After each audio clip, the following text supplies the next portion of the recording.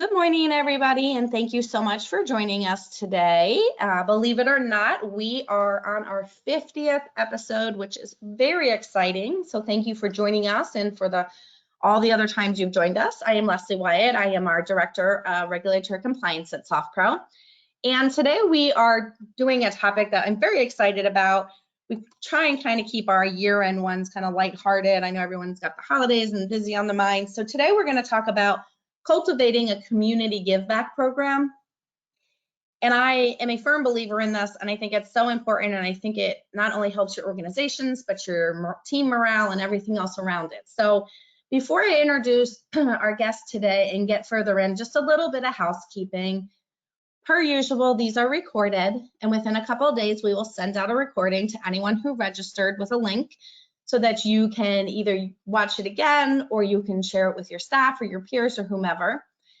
We welcome any questions or comments. You'll see that there's a questions feature somewhere on your screen, depending on your setup, so please go ahead and type them. We will try and monitor or answer as many as we can. If by chance we do not get to your question, or if it's not something we can answer, we will reach out to you offline. So with that, we kind of have a little bit of a unique program today, and I'm super excited because both Paula Bachmeier and Nick Hacker are joining us, and they're both very good friends of mine that I've known for many years. So Paula is the Senior Vice President for the title team, and she's out of Minot, North Dakota.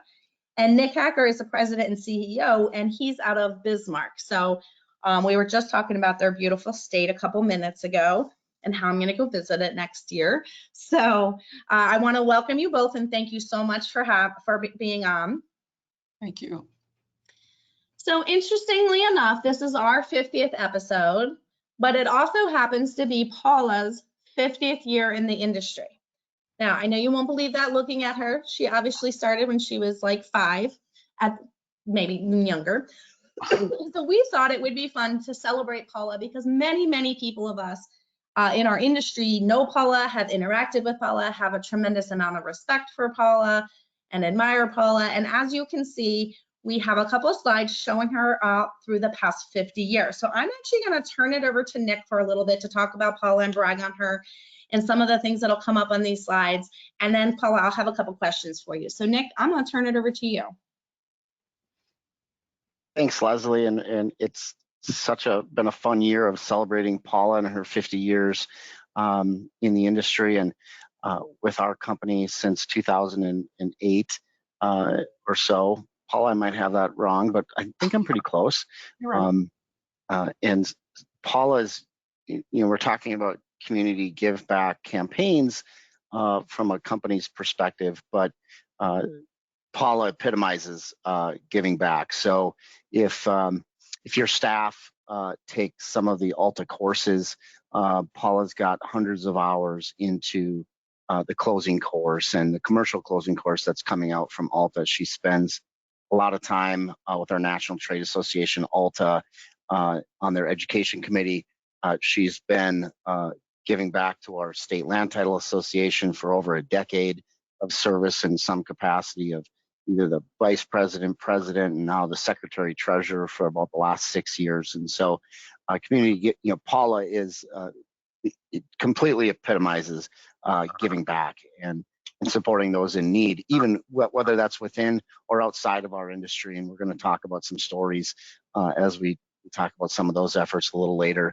But Paula, congratulations on 50 years. We're so glad to have you. And the little unknown secret out there is I've only been in this industry for about 10 years.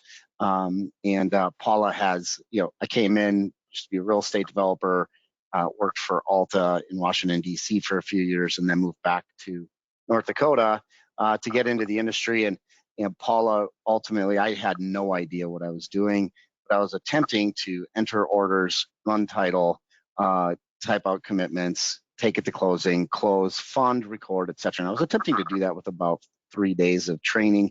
And so Paula quickly became my title mother, and lots of evenings and nights of calling her and her telling me what I screwed up that day and what I need to do better the next day, or just answering questions and being there. And I think you might see a little later, she's there for all of our team members, but she's also there for others in the industry as I mentioned, her her service on State Land Title Association and Alta, but people call her every day from other companies just inquiring with different questions of how do we resolve a matter or an issue. So she's always there, not only for our team, but for our industry. And Paula, thank you for really an amazing 50 years. Thank you. Thank you. Thank you for that. Yeah, Paul, I couldn't agree more. I think when I first started on the few committees at Alta, which I think is how we ultimately met, even though you are a SoftPro customer, I think it was on the education committee. You were so welcoming, you helped so much, and I could see how you were so respected in all the work that you put in. So on behalf of everybody and our trade association, I definitely would like to thank you. Thank you. I appreciate that. Ellen, if you don't mind moving that slide. So Nick, I'm gonna let you talk about some of these because I don't know everyone on here, and I think you might. So Jennifer is in a smaller community called in Sidney, Montana, and this is one of our kind of up and coming rising stars on the closer role, and just the ability to, I mentioned reaching out, whether that's staff or those sort of folks reaching out for advice or guidance on an issue. And so you can see what one of our employees, feels and thinks of that, and that's Jennifer Lear out of Sidney, Montana. She's a real estate closer there. And I think we have some more people that have commented. I don't know Julie. Paula, you know Julie much better than I do. So Town and Country Credit Union is a large mortgage lender in the Minot, North Dakota area, and a great customer of Paula's for a long time. I think you and Julie have known each other for a couple of 20 years or more. She is there. She's in Fargo now, and she is their state compliance officer. So when TRID came out, especially the reason I drink came out. She and I spent numerous hours debating what the intent was and how things were and what goes in what column and what goes in what box. And she's just been a great compliance person to work with over the years. Compliance is good. Compliance is, I don't know. Yes, you want to be compliant, but it's hard. It's Yeah, not I know. But it's all Looks good. like, These are. I want to point out something here too. I love that these quotes and these testimonials are not just from everybody specifically within the title side of our industry. It really shows how important partnerships are and the partnerships that you have been able to form over the years, Paula. And I think it's so interesting that, these bankers and mortgage brokers and realtors are so anxious to let everyone know what it's been like to work with you and have, such high thoughts on you. And I think that that's something really I want to highlight and point out here. It's not just your staff. It's, you're giving everybody the same work ethic and treatment. And I think that really bodes well for our industry. And I think here, Mike Elm with the First Western Bank and Trust, same thing, saying you're a shining example of what hard work and dedication can achieve. And I don't think you can say that any better. I just think it's really important to note that you are not just doing it within your company, but you're also creating and forming those partnerships within your community, right? And that's kind of what we're gonna move forward in here after a little bit of talking about, how to build those bridges in your community. So I think we have a few more quotes we can kind of go through. I keep saying quotes, but I think they're more testimonials. But you can see here is from an abstract company. And then Ellen, I think if you have the next one, we just really wanted to be able to show Paula that so many people think so highly of her. And this is the Senior Director of Professional Growth at Alta. This is Deirdre. We all know Deirdre.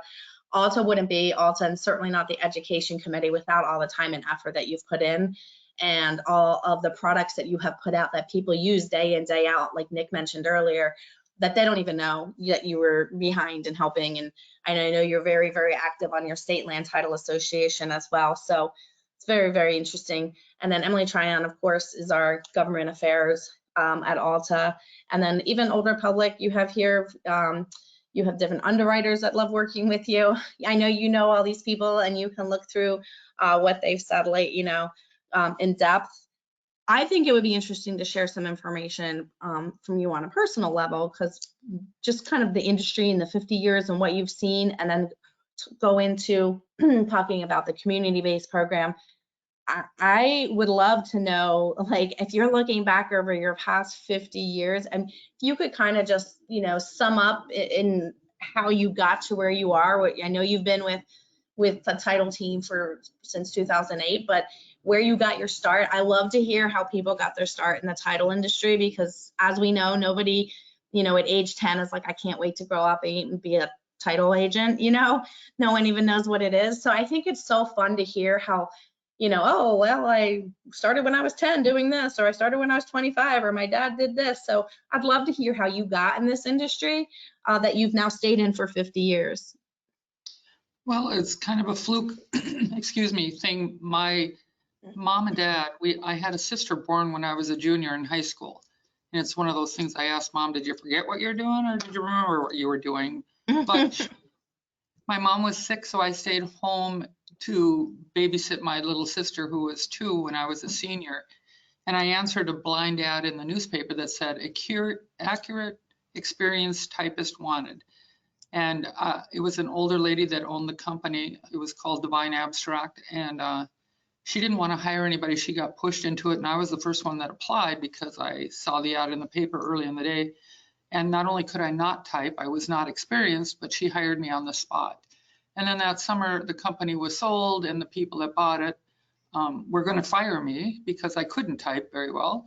And I took a year off to go play basketball and volleyball in college, and they were relieved that I left. And then I came back to ask for a summer job, and Bob and I dated 2 months and got married nearly 50 years ago, and we never left. I was making $200 a month and thought it was just too good a money to leave. And I stayed with Divine Abstract for 35 years until North Dakota Guarantee at that time, now the title team, offered me a great opportunity, and I moved over to them in 2008. Nick, you did have the date right. But we started in those days just typing abstracts in the corner, never saw a customer. Luckily, I learned how to type somewhere along the line, and they kept me. So that's all we did was type in those days. We didn't see Right? Yeah, no. bankers. Everybody did their own closings, but that's my story in a nutshell. It was just a fluke. I feel like that's probably 80% of how the people get in this industry, honestly. They just know someone, or they just saw an ad, and it's just kind of something you fall into. Wondering what maybe one or two of your favorite, you've obviously held various positions, right? I mean, in 50 years to get to where you have been, you've definitely held various different positions. What have been like one or two of your most favorite roles that you've done within your companies? Well, within my company was to have a management role so that I could help people grow and mentor people in our profession. When I left Divine Abstract, and Nick wasn't there then, I never even talked to the folks about money. It was about having flexibility so that we could hire enough people to do the jobs necessary to be done without killing all of the people that were in the building. We all almost killed all of our staff during that refinance world, and that's kind of how it was at my other company. So for me, it was bringing in new talent, good talent, and keeping them in the industry. I'm proud that most of my staff, I think the newest member has been with me 5 years. Some have been with me since the 80s. And that doesn't mean they all stay over the years. You lose some that go on to other things, but for the most part, I've been blessed to have people around me that have learned and are sponges and want to learn the title industry or the closing side. The advantage we have is North Dakota, or the title team built a beautiful building. So we're all on the one level, the title and the closing side. So we learn together. If title is learning something new, I bring it over to closing. If closing is learning something new, I take it over to title. So we integrate both sides of the rainbow with our learning curve here in Minot. And that's one of the things I'm really proud of. I love how you just said we integrate both sides of the rainbow. That's such a great way of saying the two sides. That's really pretty great. Now, Nick, I was gonna ask Paula, but I feel like maybe I'm gonna ask you this question. I was gonna ask her, like, maybe one of the highlights or whatnot of her career, but I think she just kind of said it, which was being able to get into this role to build this community and organization, a community within an organization. And you touched on retention, Paula, and that's kind of a very under talked about thing in our industry, because we have more people that are career oriented, not just, picking up the phone and grabbing a job like back in the day with Title and Start. It's more of a what's your career path and how can we retain you and how can we build around you? And it sounds like you've really adapted to that. So Nick, I'm gonna ask you, just based on your time with her, what would maybe be a highlight or a situation that you could quickly kind of highlight service or just something about her over the past however many years that you've worked with her that really stands out? The number of I'm going to highlight Barb Heaton, who actually was one of those quotes that was up earlier, and this is just a prime example of another example of how Paula is so helpful to anybody and everybody. It doesn't matter what your walk of life is. She wants to help grow you, develop you, and even if you're not a part of our team, which Barb Heaton is not a part of our team. In fact, she's an abstractor in a very small part of North Dakota that the company's owner was not involved in the business and just expected this individual to produce abstracts, and so nobody gave the resources or support to that individual. And as you could see, Barb in her comment, I think that's probably one of the best told stories, is that these folks needed help, and Paula, even though they weren't even a part of our company, was willing to step up and help those folks out and to educate and train them so that they could be successful too. And I think that's the moral of the story, is how do we build people and develop talent? And that's what Paula's done for definitely the last 15 plus years, when she was able to come over and actually lead a team and develop individuals, is probably the most rewarding part of our job. And economic times change, and frankly, now is the time to be doing more, not less. Now is the time to, we should continue to focus on retention now just as much as when things are really busy, right? Because you invest for years into your team or staff, and that's the most valuable part of the entire organization. It's not Nick in the chair that he sits in, it's the front desk person. And Paula, she just epitomizes that value towards our people. I could not agree more. I have seen Paula welcome everybody and every newcomer to a committee meeting or an ALTA conference. I have seen and heard from her staff of what they think of her and how she runs the business. And I think, Paula, you are a true testament and a leader in our industry. And I think people can really learn from your outlook and the way that you've handled things. So congratulations on 50 years in the industry. Congratulations on everything you've accomplished. When we get through this a little bit, we might have time to talk a little bit more on a personal level. Paula is an extremely busy woman, even probably more busy than she is at work, between coaching and everything she does with her communities, which we're going to get into. But the topic of this particular webinar is being that community give back organization. And a lot of people aren't really kind of sure as why it's important. That's not where I'm getting my business. But in the end of the day, Nick, you just said it too. You are, and you're building that community around you. So, finding ways to support a community through charity work, donations, or social support, it makes your employees feel good about themselves. It makes the town or the city or the community that you're in feel good about your organization. And it really, really creates this company culture where everyone's on a level playing field. Everyone is as important as the next. And kind of going back to Nick, what you just said, someone's answering the phone, down to the closer, down to the accountant. Everybody has a role, and bringing them together through a community give back program, the benefits of it are so much more than people think, versus just like, this is how much money we raised, or this is what, the charity we picked. Just the camaraderie and the fact that the employees want to stay, right? People want to work for people that make them feel good, that have a cause, that care. I think that that's some things that people really just don't always, think about, like surrounding yourself with people who share the same values and are committed to making a difference breeds a very positive work environment where employees can make positive impacts, right? And you can lead to long-term employee satisfaction. And we are in a market where we need that. We need our employees to want to stay through a down market, because we need them at all times, but it definitely when it ticks back up, which is kind of what you were just saying, Nick. So investing in it now really helps lead to a longevity and for sure employee satisfaction. I'm going to get into asking you guys some more specifics, but just as an overview for people listening, you don't need to make this a huge, okay, we're gonna start giving back, we're gonna create this committee, we're gonna do this, we're gonna do that. I mean, you can, but it's not that difficult. You can start anywhere. Creating strong personal connections with different local organizations really help you and your community members in maintaining business, or even help with expanding your business, right? So if you're getting more involved in your community, your name is out there. Of course, you're not doing it for the business, but at the end of the day, you are a business. So if by doing this type of thing and you're helping your community, and the end result is also that your name is in good favor with your community and you gain more business from it, also you might meet more connections, community connections. There might be a big lender or a mortgage broker or a realtor that also works with these charities that you're working with in your community. It's a great way to make connections. It's a great way to help your community, and it's a great way to help build your company culture.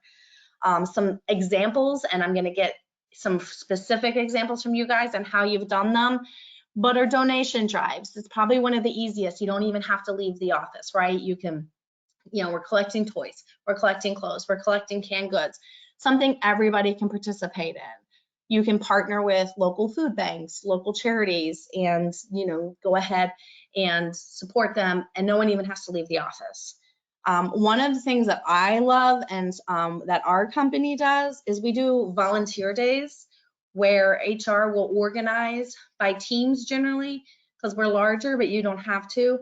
We'll organize a way to give back to various charities. We may even ask each team to pick their own charity, and if it's doable and it's local, then we will set up something where they can actually leave during office hours and go volunteer. Keep that in mind, and you guys can talk a little bit more about this, but asking someone to, on their Saturday off, go volunteer all day is a big ask because they've worked all week, right? So allowing that time and the ability for them to do that within their working hours, I think really helps facilitate it, and might lead to them wanting to do it on a Saturday. Do you guys do volunteer days? I know you do we're going to talk about your blood drives and stuff, but Nick, how do you guys do that within your various branches? We don't do specific volunteer days. We're a very kind of diverse group of offices. Some offices have 3 or 4 team members in them. Some have 20.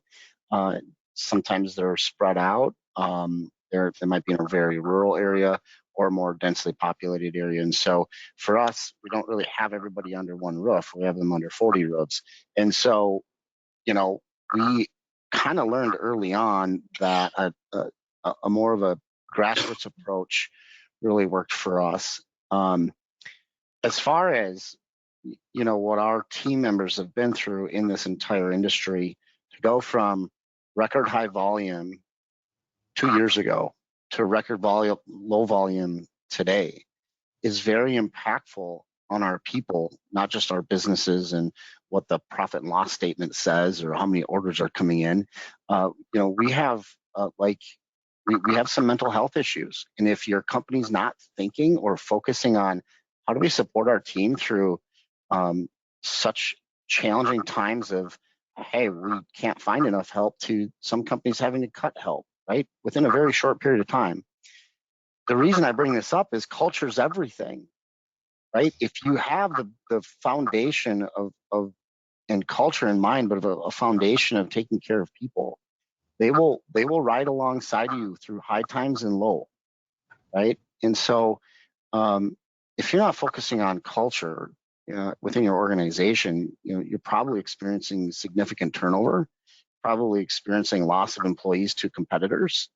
So I would I would recommend take a self-reflection first, and have you been losing people to your competitor or to opportunities that are similar in nature, whether that's now going to work for the bank or so on and so forth. We need to look inside to see what kind of culture we've been building. Why is this person really wanting to depart? Because most of the time, it's not about the money. right? And so culture is everything. So one of the things, Leslie, that we did a few years ago when we were kind of getting focused in on ourselves a little bit from the standpoint of what kind of company do we want to be, we underwent a shared values campaign. So you can Google that. It's a Harvard model, sure, whatever some academia came out with and said great companies are doing things like this, where we actually went out to a diverse group of our team members and we said, we want you to help redefine the values of the company. And we took new employees, we took long-time employees, we took team members from different parts of the company, different regions, managers, front desk folks, and we put this group together to really go through a process of a shared values initiative. And I want to bring that up because it all starts with, we have some mental health issues. What were we doing about them? That's what we did as a company. And one of the core tenets of our shared values, one of our strongest values is actually that the team members defined was community. And I'm so glad we're talking about that today, but that's how we got to where we've come from. Leslie, we tried a company-wide kind of campaign. We called it Tom's, and we were doing the Tom's shoe thing, and we were buying Tom's shoes for all of our team members. And the sheen wore off fairly quickly, like within a year or two. And the team wasn't engaged. It was nice. They got this pair of Tom's shoes.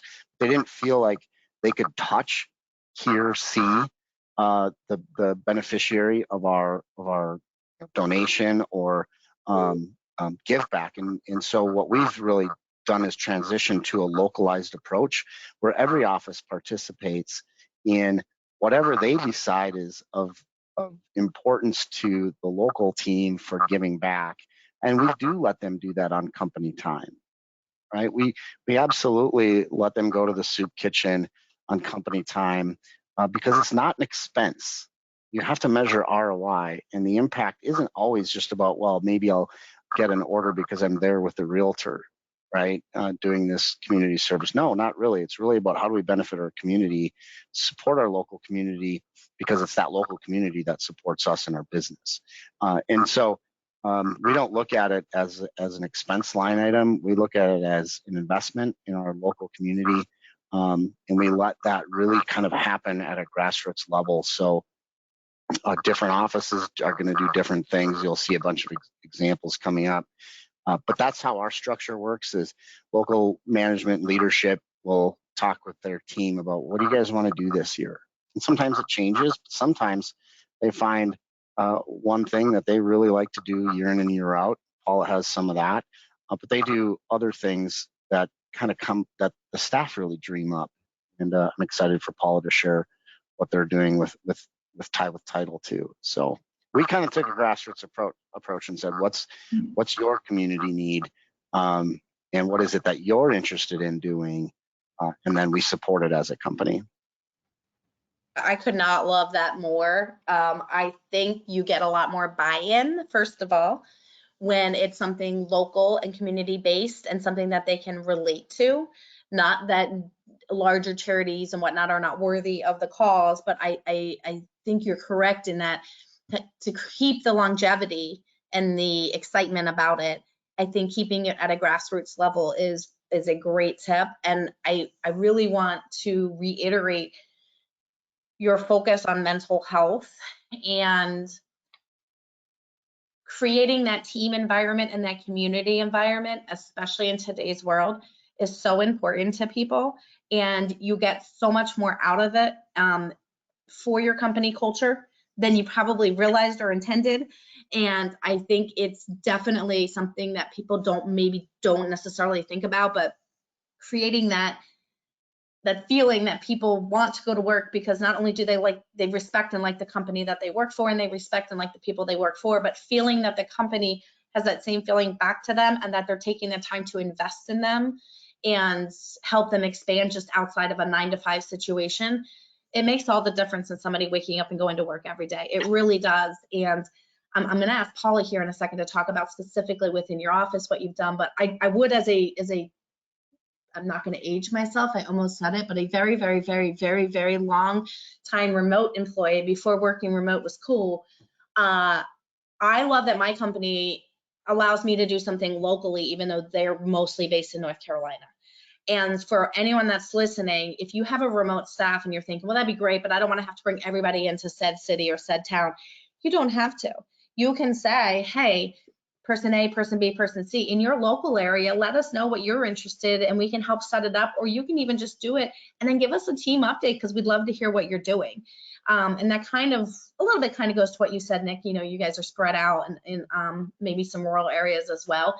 But for remote employees, it doesn't need to be this huge team thing. You can still foster the team environment by doing individual charities and then coming back and discussing it or talking about it and highlighting your charities. So I love that. I love that culture aspect of it. I love that you're investing in your employees and your teams, and that you look at it from like, it's not an expense, because what you're getting back and what they're getting back mentally and just like culture wise is so much better than anything else. So I love that piece. And Paula, I would love to hear what you guys within your particular office, what are some of the things that you guys do within the community give back? Well, obviously we volunteer. Our realtors have a bell ringing for Salvation Army where they stand at a grocery store and ring bells. We always participate in that.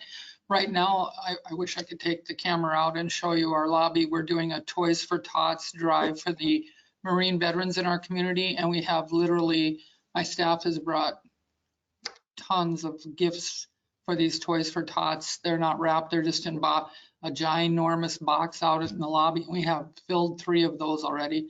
But specifically, one of my staff members had a dream of tying fleece blankets. You know, you take fleece blankets. Yes. We call it Tie with Title. And we're pushing our 1,500th blanket drive. I think we're about 40 short of 1,500. And what we do is we've delivered to communities across North Dakota and Minnesota.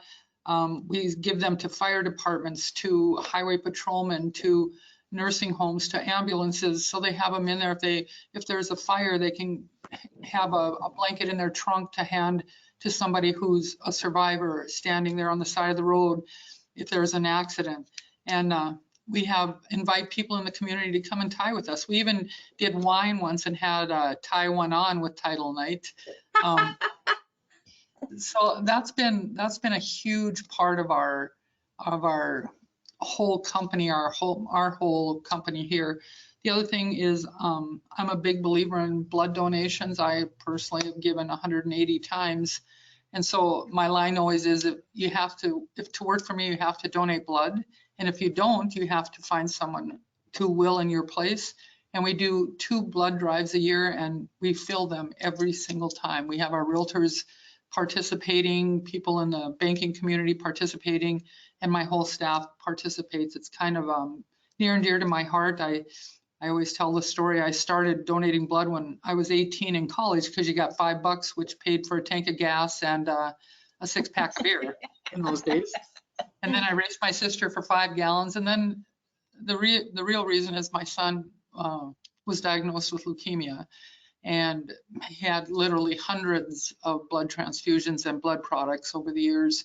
And I saw the need. And if someone says, I don't like needles, I said, let me take you to a childhood oncology unit and see how that little 2-year-old likes needles. And then, well, I'll pass out. My line back is, you'll wake up. And I don't feel good afterwards. I said, yeah, but you'll feel good tomorrow. And then you'll know you did something good. So I kind of don't take very many expenses. I'm kind of a bee-hoo about it. But it's near and dear to my heart because blood products saved my son's life. And so that's some of the things. We have always been a part of the backpack buddies where they fill kids' backpacks with school supplies for the needy. We're very involved in our Realtors Salvation Army drive each year to raise money, not only through the bell ringing, but at their social events. And every month, and I don't even know if Nick knows we do this. Oops, sorry, Nick. But back in COVID, when we had no customers, right, and we did our closings, drive-by closings, if you paid $20, you could wear jeans for the whole month. And then with that $20, we would donate. It would be, an email would come out, tell me what you guys want, and we'd vote on it as an organization here who we wanted to give that money to. And it's, it generated $300 to $400 a month. And we've continued that. Now the people participating may have gone smaller, but just today, one of my staff's cousins has colon rectal cancers. So we're gonna have a $200 donation to them with a blanket, with a tie fleece blanket to help them during their chemo treatment. So that's not really going in the community, but it's participating to give to the community.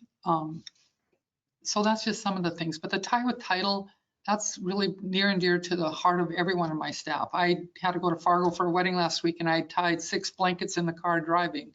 And Bob likes that because then I don't criticize his driving too. So, but we have everybody participate in that, and in like the toy drive and the backpack buddies, and we did coats for the needy before the weather got cold. But that's what we do here. I mean, that's a lot, and those are some great ideas, and I want to piggyback the tie blankets. We do them here. My girls do them. I have 3 girls, for those of you that don't know. Right now, they're 16, 14, and 12. And they're very fortunate children. So we always try and give back where we can. And one of the things that we learned about one year was these blankets. And for those of you that don't know what we're talking about, and Paula, correct me if I'm thinking of something else, but essentially they're material, and you kind of cut a fringe on the ends of 2 pieces, and you tie them together so that they look like blankets with little fringes. Anyone can make them, no sewing required, and you can pretty much make it out of anything. But what we did was, because we have a rescue dog, and my family loves animals a lot, and so they make them and they donate them to the local animal shelters here, because that's what goes, so that the pets coming in have a nice soft blanket in their crates that they can keep. And it's kind of organically grown to where now their friends do it. To your point, Paula, sometimes they'll just be sitting there like reading, doing homework, and they'll make them, and then they'll drop them off at the house, and the girls will take them down to the animal shelters. But I hadn't, quite honestly, hadn't even thought about it from a people perspective of like first responders and stuff like that. Like, that's amazing. I always just assumed it was for pets and animals, but it's so smart, and it's such a great way that anyone can be involved. It's also fun that when you can incorporate, kids. So like for your employees and staffs and team members that have families and kids, it's kind of something cool to come up with some ideas where their family can be engaged, or the kids might want to help, or hey, bring your kids in this afternoon and we'll order pizza and see how many blankets we can tie. So I started off earlier talking about how it doesn't need to be this huge undertaking. There's so many ways to give back. It doesn't need to like set up this big thing with an organization, or we got to do a 5K to earn this money. I mean, there's so many different ways. You can Google it, but I promise if you just sit and think in your community what the need is. I live in the city of Chicago, and we live truly in the city. And I have a neighbor down the street, which this is gonna sound horrible, but I've never actually spoken to. But you have to remember, I live in the city. There's several hundred people that live on my street, and she, on our front doors several times a year, her and a few other couples from the various streets nearby, they're older and retired, they put out flyers saying, please drop off anything for the Lakeview Common Pantry, which is a local food shelter place nearby, and please by this date. And I can walk by their house from now any day till the day before Thanksgiving, and their entire front porch will be covered. We don't know them, we don't speak to them, because I couldn't even pick them out of a lineup, but we always drop off, and the girls love to do that. So, it doesn't need to be this huge thing. It can be small, it can grow. You can, like Nick said, talk to your teams, what's important to them. I promise you, somebody has something that is near and dear to them, or has ideas, or someone's already volunteering or doing something, and reaching out and discussing it with the different teams to help implement it, I think is a really great idea. With all that said, I would love to know, and I always try and paint both sides of the picture. Have you guys ever seen anything that just hasn't worked well? I mean, Nick, I think you kind of touched on it a little bit with the, the bringing the stuff to work type thing, but I wonder if you've seen like, hey, we've tried this, it didn't work great. We found these type of things work better. I don't know, Nick, have you seen?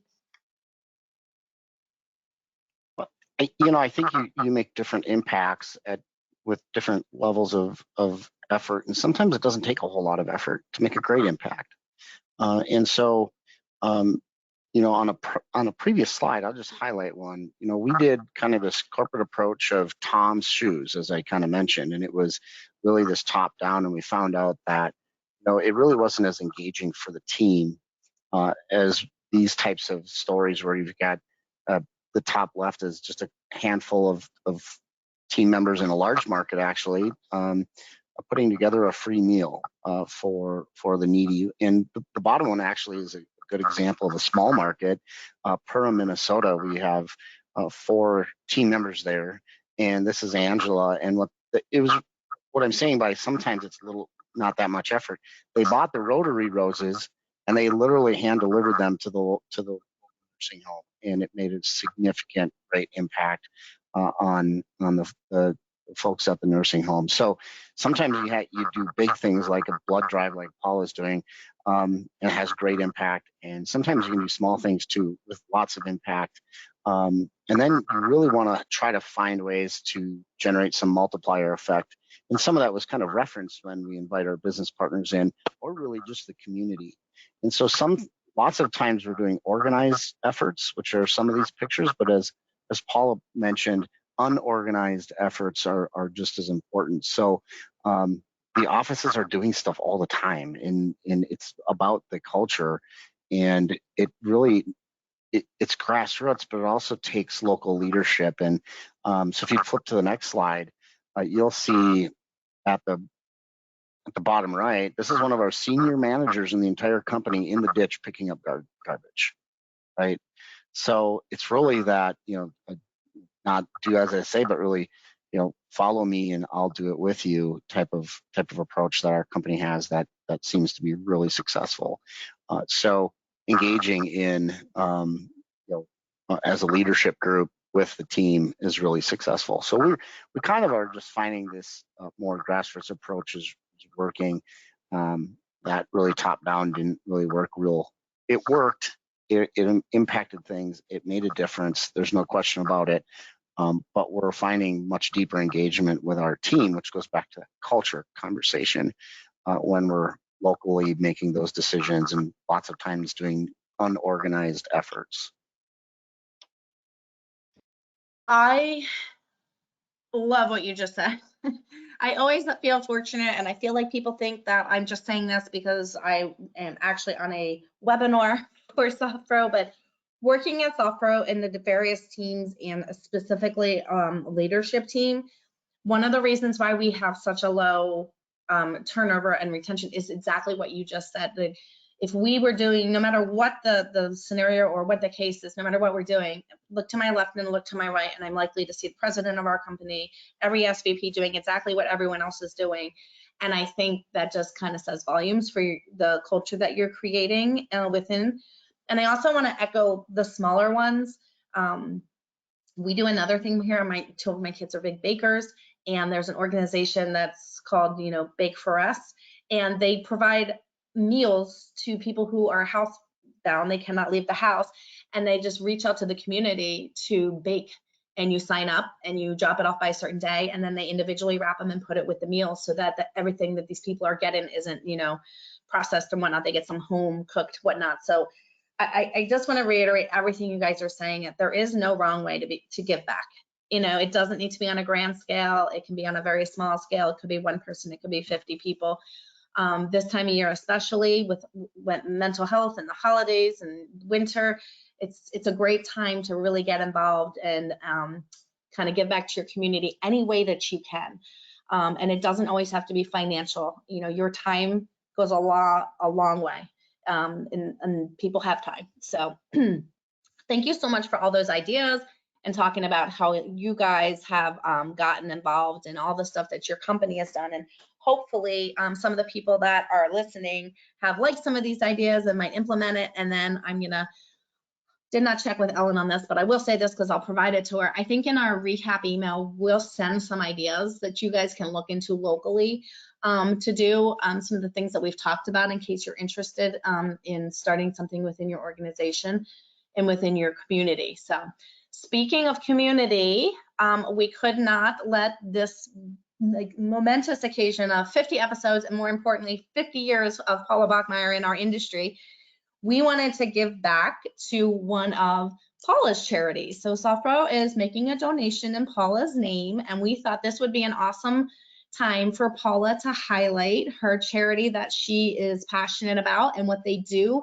And I think this really, really hits home everything we've been talking about. And Nick, when you said grassroots, this is such a grassroots local, but the benefits and all of the people that are going to benefit from it is pretty big. And so I would love, Paula, for you to maybe do a little charity highlight and talk about it. And Sure. we are honored to have donated in your name. Well, this is what I'd say outside of my work, my job, my life work is with the Burlington Recreation Commission. In 1981, I live in Burlington, which is 8 miles outside of Minot, and it's just a small rural community. It's a bedroom community. People live there but work in Minot. And in 1981, we had a low-income rural development come into our community that doubled our population. And with that came a tremendous amount of kids with nothing to do. So there were 3 of us that got together at a bar and said, we need to do something for these kids so they have something to do. And we formed the Burlington Recreation Commission. Our motto is helping hands for our youth. And we organized summer programs, t-ball and softball at that time for the kids. We had to play on a rock field at the elementary school. And after 10 years, we raised enough funds through car washes and bake sales and working. We had charitable gaming for a while for our small organization. We were able to buy land and build a park that houses a small diamond that our softball and t-ball and Cal Ripken kids play on, and a baseball diamond for our American Legion Babe Ruth players. Over the course of the years, in a season, we have 700 kids come and play out in our little community in Burlington because we have our games in the evening. So we have a t-ball for tiny tots. So your 3 and 4-year-old can come out and play t-ball. It's like herding cats. But we've always played on our park in Burlington. And then in 2011, the worst thing could possibly happen. We were hit with a devastating flood. In Minot, over 4,000 homes were damaged. Our community park, our beautiful park, was the only community park that was damaged. Minot got lucky. They were able to dike and save the zoo. They were able to save their community parks, but our park and all our hard work went down the tubes. So we had to start from scratch and raise funds again. And I'm proud to say our company stepped up right away and made a huge donation for that.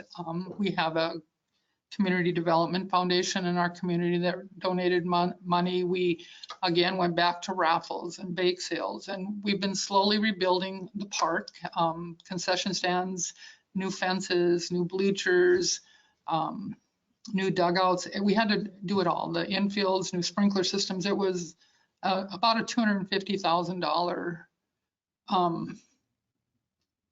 event for us to have to rebuild. And we've raised $200,000. We needed, like I said, the title team was generous with $5,000 to our community. We have about 90% rebuild done now. We were able to get a grant through rural development to get a splash pad built for our city. We don't have a swimming pool, but we were able to add a splash pad to the park. But we continue to work on fundraising to get this going. Right now we are adding to our dugouts. They were built for t-ball, and now our high school softball plays on our park, so our dugouts aren't done right. We're adding a batting cage for our girls softball fast pitch team because the boys get everything, you know, baseball gets everything. So we're developing our girls fast pitch team. Our high school teams all play on our park, even though it's owned by our group.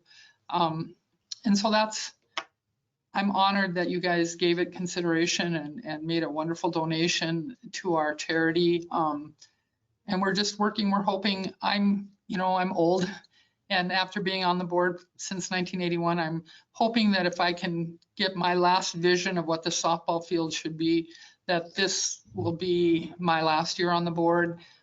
It's time to get the younger folks, to step up and do some of that. But this is my big last push. It's been my life's work, and I'm so proud of what we've done in Burlington and our little community in our park and what it is today and after the devastating flood. Well, I could not agree more. This is fantastic, and it's just kind of shows you that you intended it to be a small park for, you know, local kids to play at, and now you have high school teams utilizing it, and, you know, the facilities that they're getting to use that they wouldn't have had before if you guys didn't put this time and effort in. So again, thank you for bringing it to our attention, and we're so happy to donate in your name. With that, I just want to thank both of you so much for being with us today. I cannot congratulate you enough, Paula, on your 50 years and everything you've accomplished, both within work and professional life and your personal life. I know Paula has 2 sons and 2 amazing daughter-in-laws and a million grandchildren that she's, when I say she's involved with, that is an understatement. She's probably more involved than most parents. The time and dedication that she puts with everybody around her, it's truly something to strive for. I try and remind myself that sometimes when I'm running around carpool and whatnot, but we really appreciate everything that you've given to everybody and everything that you've given to your community and to our industry. So thank you so much for that. Well, thank you for today. It was very special to me. And oh, well, you are special to us. You are obviously a longtime SoftPro customer, and we love working with you guys. And Nick, thank you so much for your time, for your input and all your suggestions. I do want to end, because I was supposed to start with this and did not, and Ellen reminded me that because it is our 50th episode, we will be doing a gift card to Amazon. We will draw it from the attendees, and we'll notify you offline if you got chosen. So if you see an email from us, probably Ellen specifically, it is legitimate. It just means you won, and we just want to say thank you to all of the people who continuously attend these webinars, and we appreciate you all as customers. And I want to thank both Paula and Nick again. And I think with that, we'll sign off. And I hope everyone has a wonderful week and a fantastic Thanksgiving. thank you again. Bye, guys. Happy Thanksgiving.